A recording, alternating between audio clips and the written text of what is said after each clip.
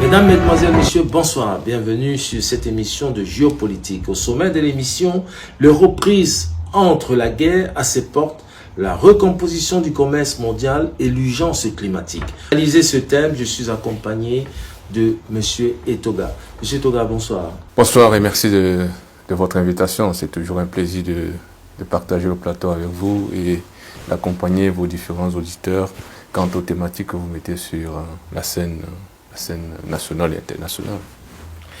Face aux géants que sont les États-Unis, la Chine, l'Europe semble parfois chercher sa place. Au-delà des discours sur le déclin, quelles sont aujourd'hui les opportunités stratégiques que l'Union européenne doit absolument saisir pour exister dans ce monde multipolaire? Alors, je serai péremptoire sur la question pour ne pas plonger dans un discours teinté de fioriture. Pour dire simplement que l'Europe doit reconquérir sa souveraineté au regard de l'évolution internationale. Ils ont plus besoin de souveraineté qu'autre chose. Je le dis pour la simple et bonne raison que les États-Unis sont dans une stratégie qui a été édictée au niveau du plan 2025, la NSS 2025, qui définit la stratégie de sécurité nationale des États-Unis, qui englobe, n'est-ce pas, les États-Unis, non pas les États-Unis, mais plutôt l'Union européenne et plein d'autres pays, dans la mesure où ce pays qu'on qualifie aujourd'hui, qui se qualifie aujourd'hui de superpuissance, si on veut citer son président, considère que le monde doit être régi par une certaine unipolarité, c'est-à-dire on retourne dans un statu quo. Pourtant, les besoins, ou alors le besoin que le monde souhaite avoir aujourd'hui, c'est l'avènement d'une certaine multipolarité. Et donc, l'Union européenne doit affirmer sa souveraineté, n'est-ce pas, auprès des États-Unis et respecter la souveraineté des autres États pour consolider, n'est-ce pas, les relations internationales qui sont plutôt plus ou moins chamboulées aujourd'hui au regard, n'est-ce pas, des événements qui se passent en Iran. Et donc, la voix de l'Union européenne ne compte plus, ou alors ne compte pas ou n'a jamais compté, parce qu'on a toujours considéré qu'elle a été depuis belle lurette sous la coupole des États-Unis. Et là, le point important pour, n'est-ce pas, signaler qu'il est temps pour cette institution-là, si elle se veut encore respectée et respectable, d'affirmer, n'est-ce pas, son indépendance ou alors sa pleine souveraineté à l'égard des États-Unis. On peut, n'est-ce pas, extrapoler en disant que sa souveraineté doit passer inéluctablement par l'affirmation de sa capacité économique, l'affirmation, n'est-ce pas, de sa capacité culturelle, l'affirmation de ses opportunités en termes de commerce international et l'affirmation même, n'est-ce pas, de sa parole diplomatique qui est aujourd'hui en porte-à-faux avec les aspirations des États-Unis.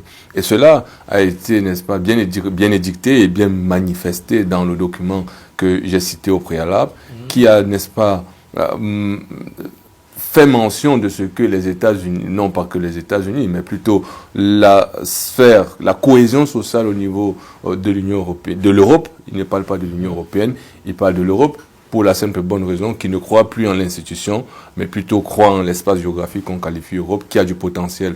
Mais le climat politico-administratif qui régit, n'est-ce pas, cet espace géographique-là est quelque peu chamboulé par la migration, la politique migratoire qui a été mal implémentée, le non-respect des institutions. Vous avez le démembrement de cette institution-là avec le Brexit qui s'est passé. Et donc, on est dans ce qu'ils ont qualifié aussi la désagrégation, n'est-ce pas, de l'Union européenne ou alors de l'Europe qui va fragiliser, qui va aboutir inéluctablement sur la fragilisation de la cohésion sociale. Et donc, vous voyez ici que pour mettre en en musique, n'est-ce pas, le bon vouloir de la communauté européenne, il faille que, n'est-ce pas, cette communauté-là s'affirme. Et pour s'affirmer, il faut, n'est-ce pas, revendiquer sa totale souveraineté. Et on voit bien avec, n'est-ce pas, le traité Mercosur qui fragilise une fois de plus, n'est-ce pas, cette souveraineté-là et qui la place, n'est-ce pas, dans les bras de cet ordre-là. On en reviendra sur le Mercosur, mais est-ce que l'aspect démographique, Donald Trump ne veut pas jouer sur cet aspect démographique? On a au niveau de l'Inde plus d'1 milliard de personnes, on a au niveau de la Chine plus d'1 milliard. Est-ce que contrairement à la Chine et au Japon, l'Europe reste un continent d'immigration? Face aux pénuries de main-d'œuvre, cette dynamique démographique peut-elle être un atout économique à long terme? Est-ce principalement une source de tensions politiques internes? On parle d'immigration constamment, alors qu'on peut constater que l'immigration peut être une source économique à long terme. Oui, c'est un regard qu'on peut naturellement poser, mais au regard de ce document dont je fais mention ici, c'est-à-dire le NSS, la stratégie 2025, édictée par la Maison Blanche, nous fait savoir que la politique migratoire au niveau de l'Europe est mal gérée. Et donc cela va inéluctablement aboutir sur la fragmentation sociale et la fragilisation de la cohésion sociale. Et si on parle de fragilisation de la cohésion sociale, cela part du fait qu'il y a la négation de l'identité européenne qui est remise en question. Mais est-ce que Donald Trump ne vise pas ses intérêts? C'est là où on en vient à ce que je disais au préalable, que l'élément fondamental sur lequel l'Europe doit aujourd'hui travailler, c'est affirmer sa souveraineté. Si cela n'est pas fait, on va aboutir sur les analyses que les think tanks américains ont produites, à savoir que la politique migratoire va fragiliser la cohésion sociale au niveau de l'Europe. Et si cela est fait, on va non plus s'identifier en tant que puissance partenaire, puissance internationale qui participe à l'édification de la communauté internationale et j'en passe. Et non, ici, les États-Unis, dans la stratégie et la sauvegarde des intérêts américains, puisque le document que je fais mention ici est édicté dans la profondeur et le prolongement même de la doctrine de Monroe. On ne va pas revenir dessus puisqu'il y a une émission qui a été faite par vous-même et par mes soins pour, n'est-ce pas, mettre en lumière c'est quoi la stratégie de Monroe. Et donc ce document-là va en droite ligne avec cette doctrine de Monroe et marque ici, n'est-ce pas, l'importance des relations internationales sous le prisme américain. Et ceci étant, on voit bien que l'Europe est en porte-à-faux avec ses intérêts américains qui doivent, n'est-ce pas, capitaliser les intérêts partout où besoin sera. On voit bien leur main, leur prégnance sur la scène européenne quant à ce que les intérêts sont fragilisés.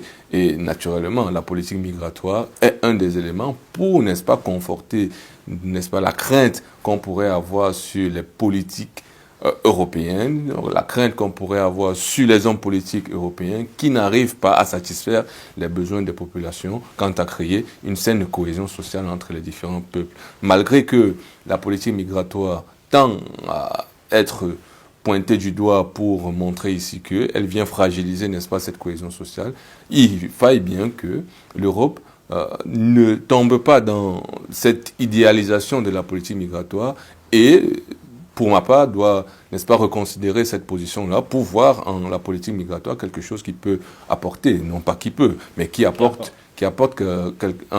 non pas que sur le plan économique, mais plutôt sur le plan social même, puisque l'assimilation des peuples, je parle bien d'assimilation des peuples, et même la culturation des peuples qui viennent, n'est-ce pas, ici, s'établir sur le continent européen, le font en âme et conscience. Il faille alors que les politiques accompagnent, n'est-ce pas, cette volonté de changer de culture, d'adopter une culture nouvelle, d'adopter, n'est-ce pas, des mœurs nouvelles, que cela ne soit pas en porte-à-faux avec l'identité culturelle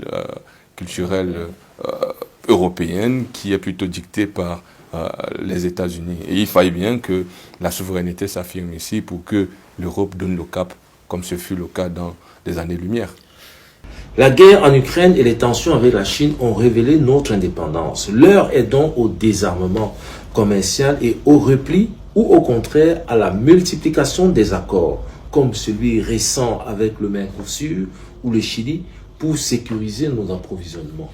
Je m'inscris en faux dans cette lecture de la chose, puisque l'Union européenne, au regard des événements qui se déroulent, ils sont en porte-à-faux avec l'évolution du monde. Il faille bien qu'ils se ressaisissent pour se rendre à l'évidence qu'ils n'ont plus une voie certaine sur le commerce international. On voit bien avec, n'est-ce pas, ce qui se passe au niveau du détroit d'Ormuz, je pense c'est bien ça, d'Ormuz, où l'Iran caporalise 20% du commerce international, ce qui fragilise, n'est-ce pas, les échanges entre les différents pays. Et on voit bien cette position-là est mise en mal dans la posture que l'Union européenne tient au regard, n'est-ce pas, de l'évolution de ce conflit-là. Elle n'a pas de voix, elle n'a jamais eu de voix puisqu'elle n'est pas consultée sur la scène internationale. Donald Trump et le président Netanyahu continuent, n'est-ce pas, de faire valoir leur pleine unipolarité, parce que c'est eux qui caporalisent, n'est-ce pas, l'édification, alors la nouvelle édification du droit international. Le droit international qu'on a connu jadis a disparu. Aujourd'hui, on parle du droit international de la force. Et donc, le document que je ne cesse de faire mention ici parle de paix par la force. C'est bien écrit. On va manifester la paix par la force. Et on voit bien ici que le président Donald Trump est dans la pleine application de ce document-là, qui a été édicté en 2025. Est-ce qu'il était le président à cette époque-là? Je laisse, n'est-ce pas, chacun aller découvrir s'il a été le président à cette époque-là. Ce n'est que l'édification. Et donc, son prédécesseur a certainement travaillé à l'édification de ce document-là pour sa pleine publication. Et la mise en application, on voit bien la continuité administrative des États-Unis qui ne sont jamais en porte-à-faux sur les intérêts vitaux de leur pays. Et cela me permet de dire ici que l'Union européenne, si elle ne se ressaisit pas, on va bien tomber dans cette prophétie que je m'étais aventuré pour dire que d'ici 5 ans, elle disparaîtra si elle ne se ressaisit pas. On voit bien, n'est-ce pas, le comportement de l'Allemagne qui tend déjà à avoir une certaine réticence vis-à-vis, n'est-ce pas, des politiques édictées par l'Union européenne. On voit bien la montée des nationalistes au niveau de la France qui demandent, n'est-ce pas, un Frexit. Et on voit aussi, n'est-ce pas, au niveau de la Belgique et tous ces pays qui constituent l'Union européenne, qui pointent du doigt cette institution-là, qui est incapable de sauvegarder les intérêts européens. C'est alors le lieu pour s'interroger et dire, est-ce que cette institution a encore les moyens nécessaires, n'est-ce pas, pour faire face aux velléités d'une superpuissance ou d'une suprapuissance américano-israélienne, pour, n'est-ce pas, paraphraser ces deux institutions-là qui mènent le monde à volo pour dire que ces deux institutions-là travaillent à ce que leurs intérêts soient sauvegardés partout où besoin sera, selon, n'est-ce pas, les orientations qu'ils auraient choisies. Revenons un peu sur les accords, sur une vision géopolitique. Ne risque-t-on pas, en multipliant les accords bilatéraux avec des puissances moyennes, de simplement remplacer une dépendance vis-à-vis de Moscou ou Pékin par une autre, certes plus amicale, mais tout aussi contraignante vis-à-vis de Washington? Écoutez, le monde ici nous présente une face hideuse. Et cette face hideuse-là ne peut aucunement être glorifiée. La classification des pays en termes de pays forts, de pays faibles, produit ce que nous avons aujourd'hui. C'est-à-dire quoi? On ne peut... Le plus fort va certainement, non pas certainement, va continuellement punir le faible. Le fort va continuellement travailler à ce que le faible reste faible. On voit bien ici la volonté des États-Unis à ne pas voir l'Iran s'émanciper, n'est-ce pas, de sa tutelle. On voit, votre question donne l'opportunité de faire une lecture globale du monde et pointer les idéologies qui s'affrontent, n'est-ce pas, pour l'avènement soit d'une certaine multipolarité ou alors de l'unipolarité, hein, à savoir qu'on reste dans un statu quo. Au regard, n'est-ce pas, de l'idéologie américaine qui est édictée par la doctrine de Monroe, on voit bien que les velléités ici sont portées par un besoin d'unipolarité, à savoir que c'est elle qui caporalise les richesses mondiales et c'est elle qui dicte les règles, c'est elle qui dicte le droit international, c'est elle qui dicte, n'est-ce pas, la communauté internationale qu'elle chapeaute à son bon vouloir. Et la posture, n'est-ce pas, de la Chine, de la Russie, des BRICS, qui sont quelque peu chamboulés avec la position de l'Inde au regard, n'est-ce pas, du conflit au niveau du Moyen-Orient, montre que le monde est dans une phase où les intérêts ont pris le dessus sur l'humain.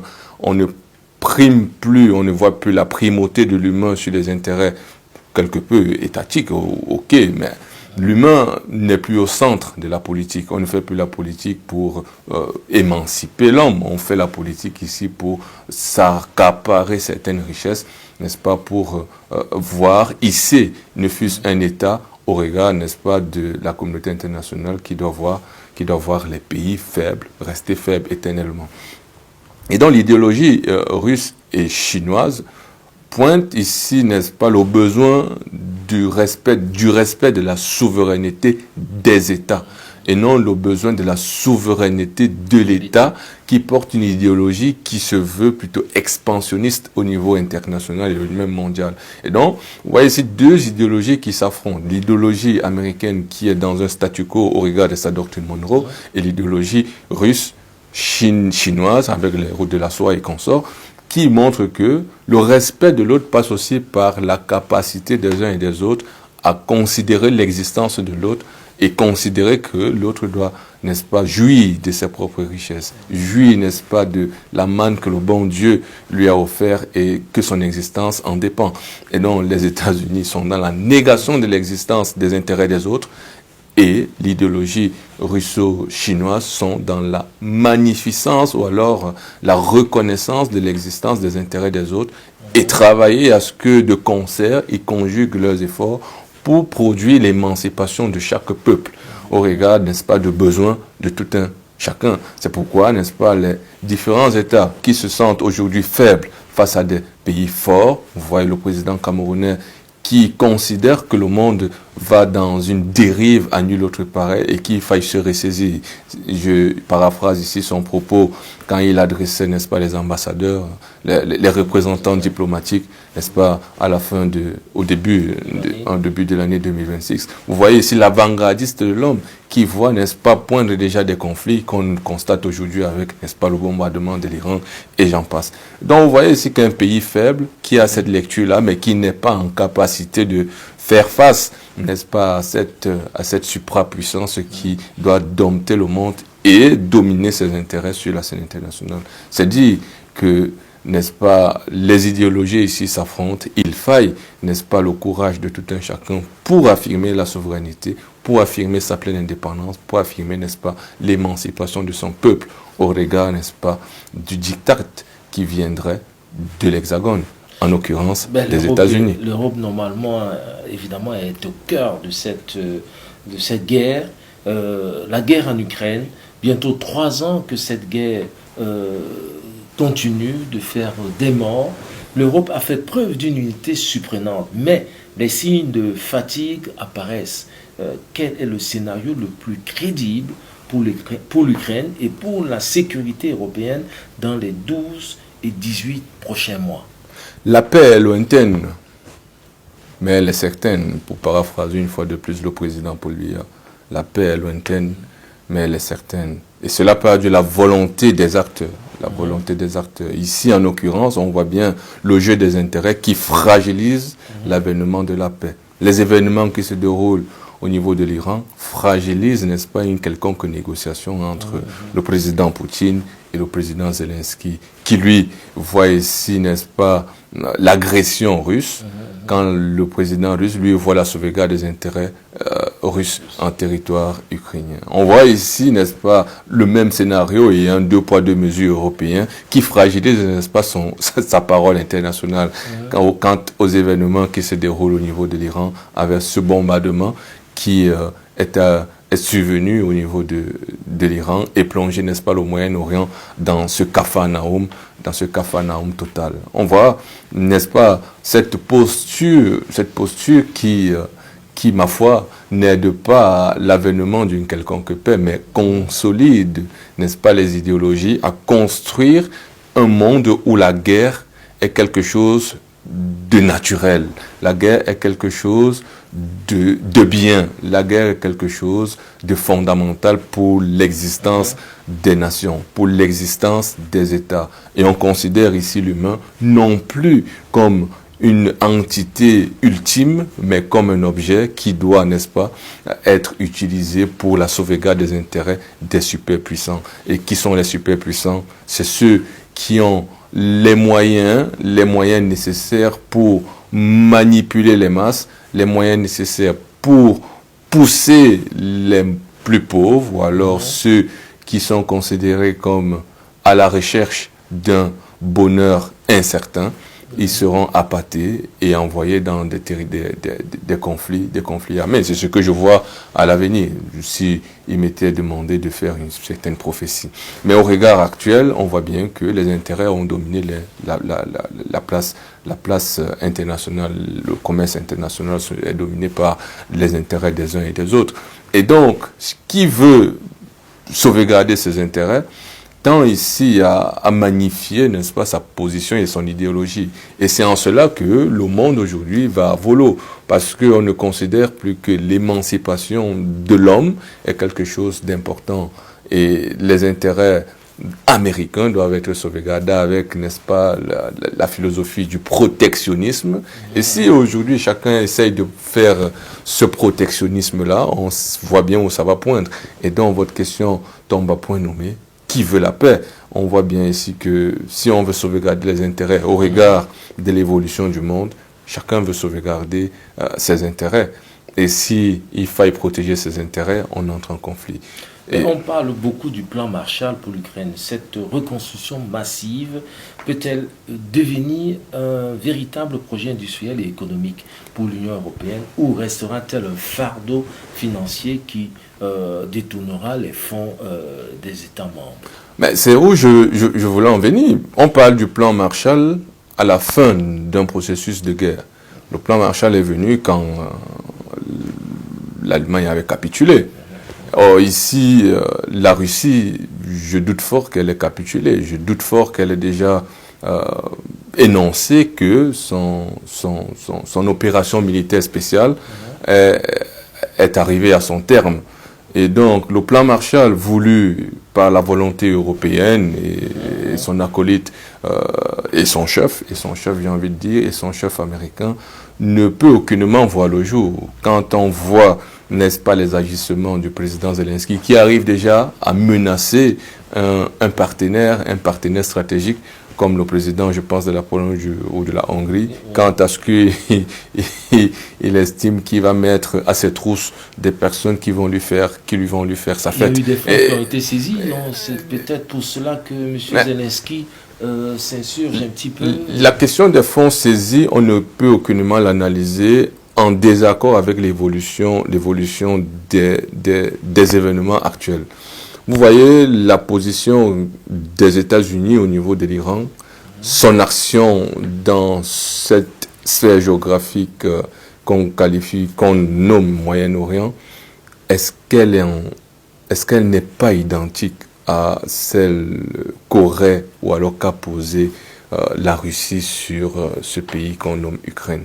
Je vois ici une similitude à nul autre pareil, mais des positions diamétralement opposés en termes de condamnation des actes qui vont en contradiction avec ce que les hommes eux-mêmes se sont donnés comme règles qui doivent régir le monde, c'est-à-dire le droit international. On voit que ce droit-là est mis à mal, non pas par la volonté du plus faible, mais par la volonté du plus fort. Et si cela est fait, ce n'est pas pour les beaux yeux des uns et des autres. C'est fait à dessein. Et si c'est fait à dessein, c'est parce que ça a été réfléchi. Et d'où on arrive avec ce plan 2025 écrit par les États-Unis qu'il faille sauvegarder les intérêts américains par la force, donc la paix par la force. Et donc, on ne peut accuser l'Ukraine ou la Russie par ici et magnifier les États-Unis par là. Et si ce monde-là qui nous est présenté aujourd'hui de cette façon hideuse est magnifié par certains juristes qui qualifient, n'est-ce pas, l'action, qui condamnent l'action de la Russie et magnifient l'action des Amériques et d'Israël au niveau de l'Iran, on voit bien que c'est du deux poids deux mesures et on ne peut aucunement avoir la paix. Et donc, les négociations, pour me dire, pour me répéter de façon laconique, c'est que la paix ne peut poindre à l'horizon que par la volonté des hommes, qui ont à cœur, n'est-ce pas, le prochain. Mais je voudrais un peu que on insiste sur le Make America Great Again. Justement par la force, la paix par la force, aller conquérir.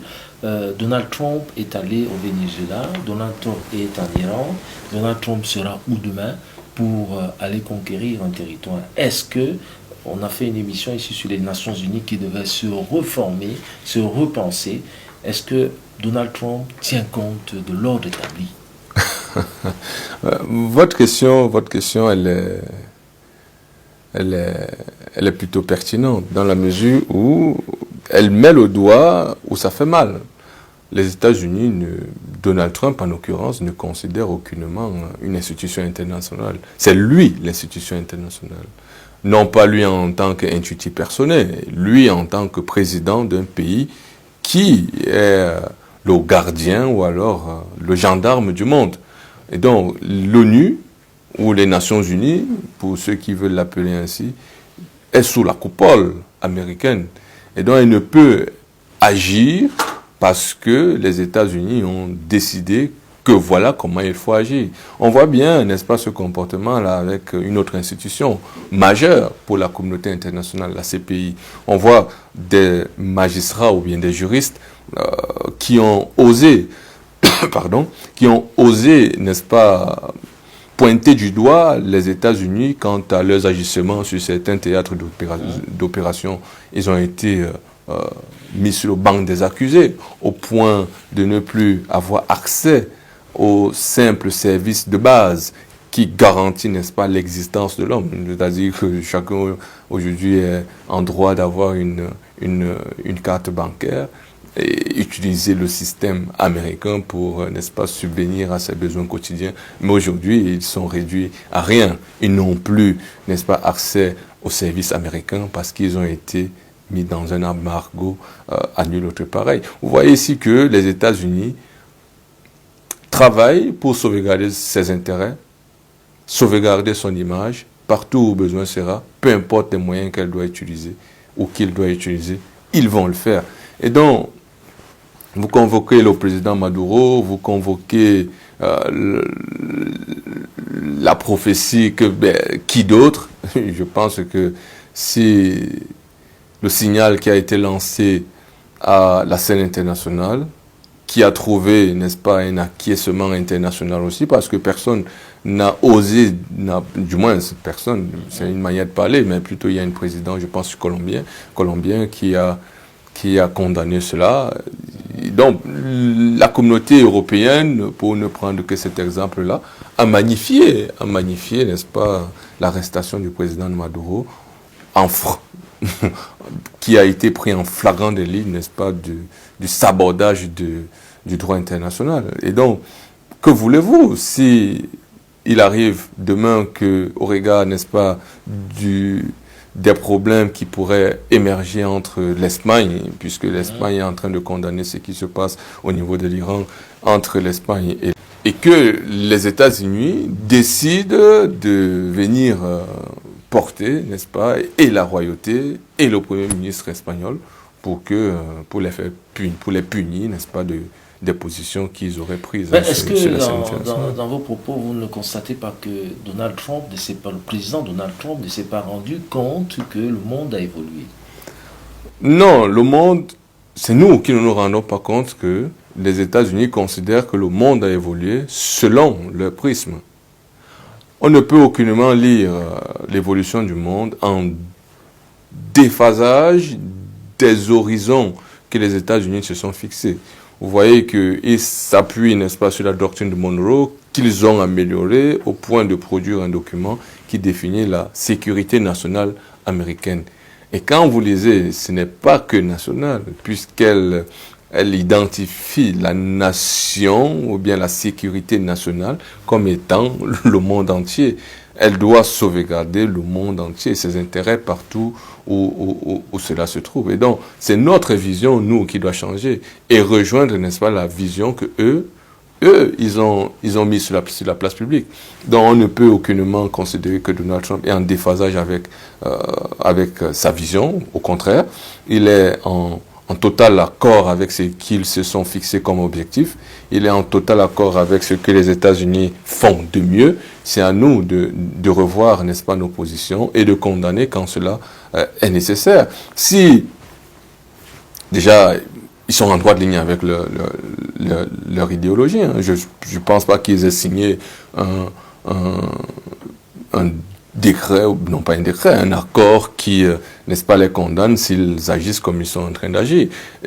Donc, le droit international, qu'on ne fait que brandir, est-ce que les États-Unis sont partie prenante de ce droit international-là? Je doute fort. Ils n'ont pas ratifié, n'est-ce pas, c'est un traité qui fragiliserait leur souveraineté nationale. Et donc, c'est en cela qu'on voit, n'est-ce pas, une lecture prospective des États-Unis quant à ce qu'ils ont planifié le monde et ils savent où ils vont. Aujourd'hui, on parle du plan 2025 qui a été adapté avec la philosophie Monroe qui a évolué jusqu'ici.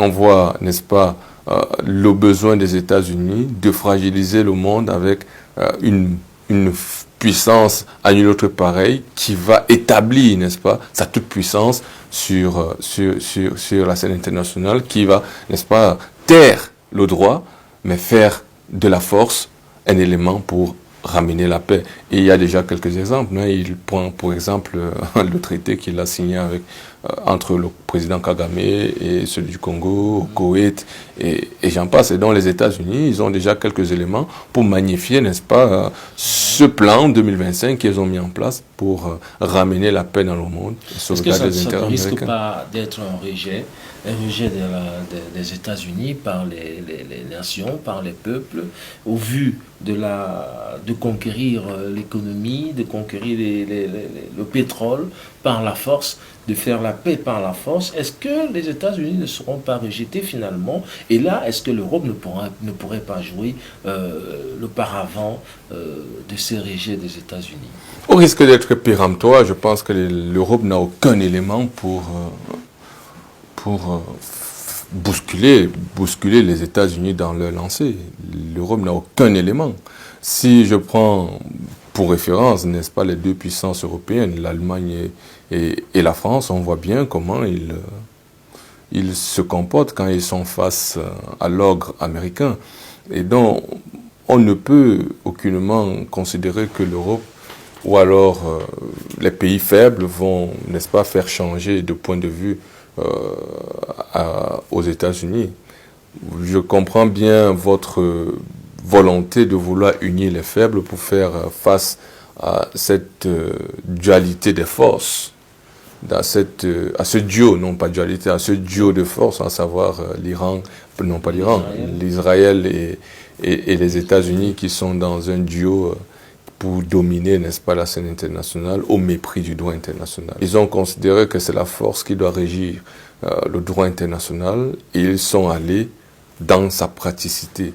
Et c'est, n'est-ce pas, à l'Europe qui, porteuse de valeurs internationales, garante, n'est-ce pas, de la démocratie. Et on voit bien où est-ce que cette démocratie-là nous mène, au point de s'aborder, n'est-ce pas, les volontés des peuples, s'aborder les volontés des peuples et au bénéfice, n'est-ce pas, de quelques idéologies qu'on voudrait implémenter dans des territoires qu'on aurait choisis pour la sauvegarde de nos intérêts. Et donc, non, je suis quelque peu dubitatif quant à la force de l'Union européenne qui est reléguée ici au second plan. Je suis quelque peu dubitatif quant aux intérêts qui régissent les relations internationales et les intérêts qui sont pour le moins convergents en fonction des positions des uns et des autres, au regard, n'est-ce pas, de la Russie et des États-Unis. Vous êtes sans ignorer qu'à l'heure où nous faisons cette émission, le président Donald Trump a revu l'embargo sur le pétrole russe parce qu'il est en porte-à-faux avec ce qui se passe au niveau du détroit d'Ormuz et le monde qui va à volo dans la mesure où les produits pétroliers ont pris un gap au niveau, on connaît une certaine inflation au niveau du commerce international aujourd'hui. Et donc, une stratégie, c'est s'allier à son précédent ennemi. Et quoi de mieux que pour le président Poutine d'accepter cette manne que le président ukrainien a déjà évaluée à 10 milliards de dollars en un mois, puisque l'embargo ne veut, la fin, du moins si on peut qualifier ça de fin, des embargos, c'est sur un mois. Et donc le président ukrainien a considéré que c'est 10 milliards de dollars que le président Donald Trump octroie comme manne pétrolière à la Russie pour consolider, n'est-ce pas, ses positions et consolider sa lutte au niveau de l'opération militaire spéciale. Vous voyez que les intérêts fragilisent, n'est-ce pas, les discussions pour l'avènement d'un monde que chacun, une personne personnelle lambda, souhaiterait. Et vous voyez les BRICS qu'on a magnifiés par le passé comme étant cette institution-là qui va venir égaliser les forces au niveau international, qui va venir nous aider à porter la voix des plus faibles, à faire entendre la voix des personnes qui, ou alors des nations qui n'ont pas droit au chapitre au niveau de la communauté internationale. Mais les intérêts ont fragilisé cet élan-là parce qu'aujourd'hui, l'Inde est en porte-à-faux avec la philosophie des BRICS. Elle est plutôt d'accord de soutenir les États-Unis quant à ce qu'un membre des BRICS, bombardé, sabordé dans sa politique intérieure par les États-Unis, l'Inde a décidé de soutenir les États-Unis. Ce qui met à mal, n'est-ce pas, la position russe, qui voit en cet acte du président Modi, comme, pas Modi, qu'on me comprenne bien, le président Modi, qui voit en cet acte-là une trahison, qui trahit les BRICS. Et donc, c'est dire que les intérêts, si on prend cet élément-là, qu'on met de côté et qu'on ne le met pas de plein pied... Puisque l'Inde, c'est un pays qui a une population aussi pareille à la Chine, je pense que le président Modi est en train de positionner l'Inde comme un pays qui doit compter parmi les grands de ce monde, la Chine, la Russie, les États-Unis et l'Inde. Si c'était le cas, je pense qu'il devait le faire en toute souveraineté. Mais sauf qu'ici, quand on analyse, n'est-ce pas, l'acte du président Modi et le discours qu'il a prononcé, je perds un peu les mots prononcés pour vous faire ici citation de son propos. Et vous m'en excuserez. Mais le fond de ce qu'il dit, c'est condamner l'Iran parce qu'ils sont pourvoyeurs des terroristes au niveau du Pakistan et j'en passe. Le dire, c'est condamner déjà un membre des BRICS. Si je me souviens bien, l'Iran est partie prenante de cette institution internationale-là. Et le faire ainsi sans consulter, n'est-ce pas, les autres forces majeures de cette institution-là, c'est déjà fragiliser même la capacité de cette institution-là à faire valoir ses intérêts dans la mesure où ils ne peuvent aucunement s'asseoir sur une question majeure. Et donc l'Inde ici va cavaler seul pour, n'est-ce pas, sauvegarder une fois de plus ses intérêts, comme vous le dites, et avec raison. Mais maintenant, au regard de ce que les États-Unis nous proposent pour l'avènement d'un monde régi par la force, on voit bien qu'il faut y prendre position si on a considéré que les États-Unis sont les plus forts de ce monde. Et donc, il faut bien prendre position aux côtés des États-Unis, ce que je doute fort. Mais revenons un peu sur l'avenir énergétique, puisque c'est le noyau de toutes ces guerres. L'Europe s'était fixé un objectif ambitieux de transition verte. La crise énergétique liée à la guerre a rabattu les cartes entre le nucléaire, le gaz, considéré comme durable par la taxonomie, et les renouvelables. L'Europe a-t-elle une stratégie énergétique cohérente? Où navigue-t-elle à vue? Je pense que l'Europe navigue à vue.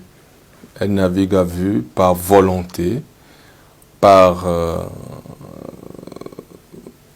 volonté manifeste de délaisser, n'est-ce pas, cette souveraineté énergétique au profit des États-Unis. Vous voyez, n'est-ce pas, le conflit qui se passe au niveau de l'Ukraine, qui a plongé l'Europe dans un déni de fraternité, dans un déni, n'est-ce pas, de géographie même qui constitue l'Europe, au profit de celui qui tisse les ficelles depuis l'édiction, depuis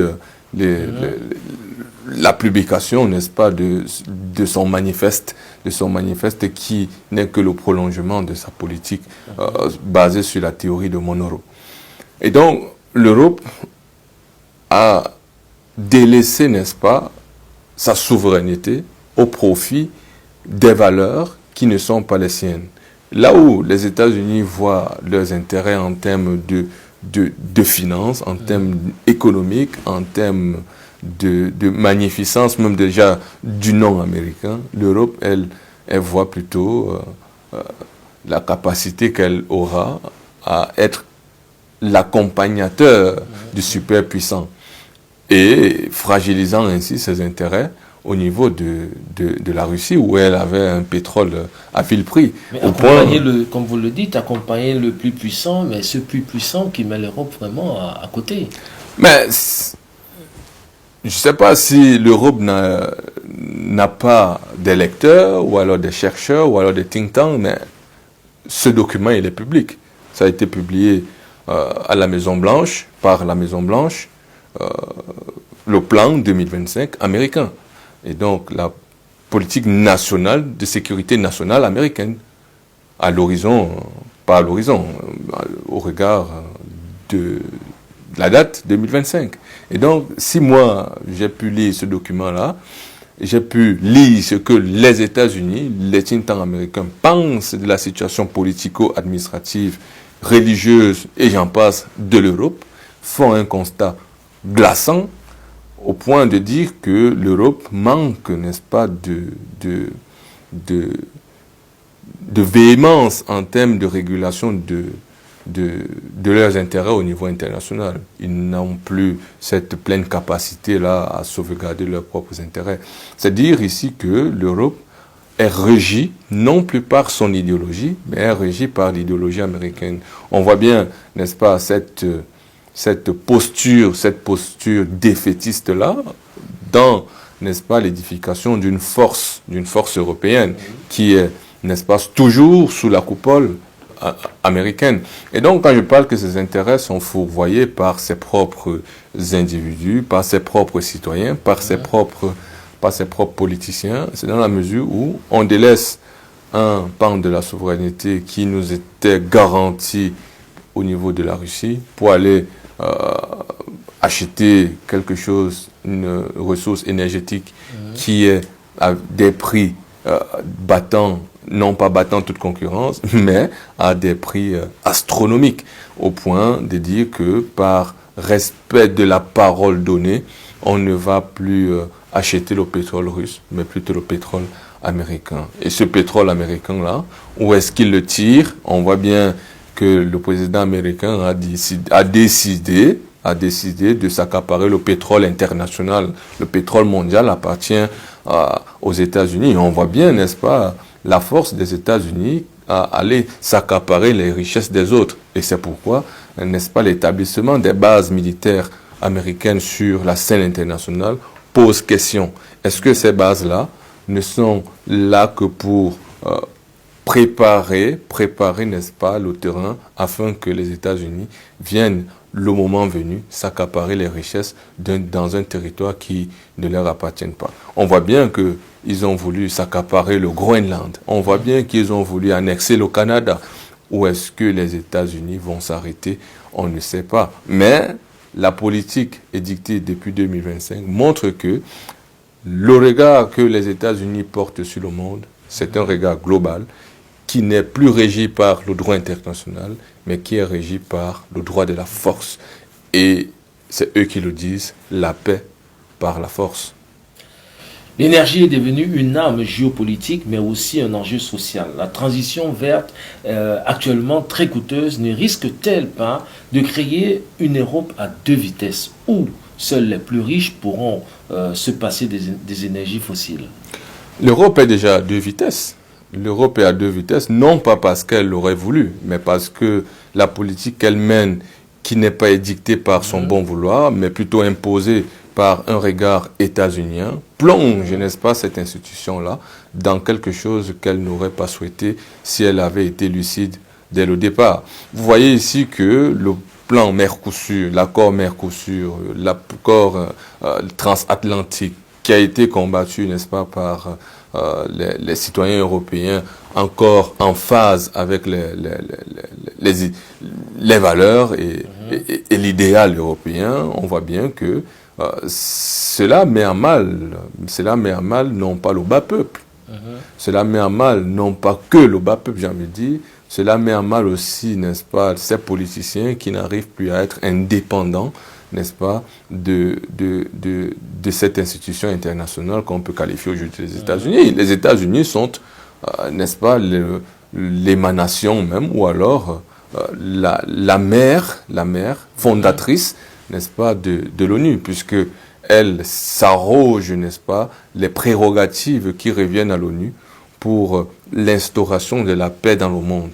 Et la sauvegarde de la paix dans le monde, c'est un levier sur lequel les États-Unis se basent aujourd'hui pour dompter les peuples. Et donc, l'ONU est reléguée au second plan. Vous voyez ce qui se passe au Moyen-Orient. Kenini, on ne voit ni l'ONU, ni l'Union européenne. On ne fait que dans le relais, n'est-ce pas, des positions américaines sur ce conflit-là. Et donc, c'est dire que l'Union européenne, sa population, ses institutions sont portées en faux quant aux objectifs qu'elle se fixe. Et donc, on est déjà dans une population divisée sur le plan économique parce que d'aucuns subissent l'inflation, d'autres profitent du chaos qui sévit dans le monde. D'aucuns subissent les affres de la guerre, d'autres fomentent les coups pour envoyer les autres à la guerre. Et donc, vous voyez ici que ça dépend de la position que vous avez choisie en Europe et des intérêts toujours que vous combattez. C'est Trotsky qui nous disait, dans cette situation, il faille que les pauvres s'unissent pour l'avènement d'un monde meilleur. Et donc, prolétaires de tous les pays du monde, comme disait Trotsky, unissez-vous.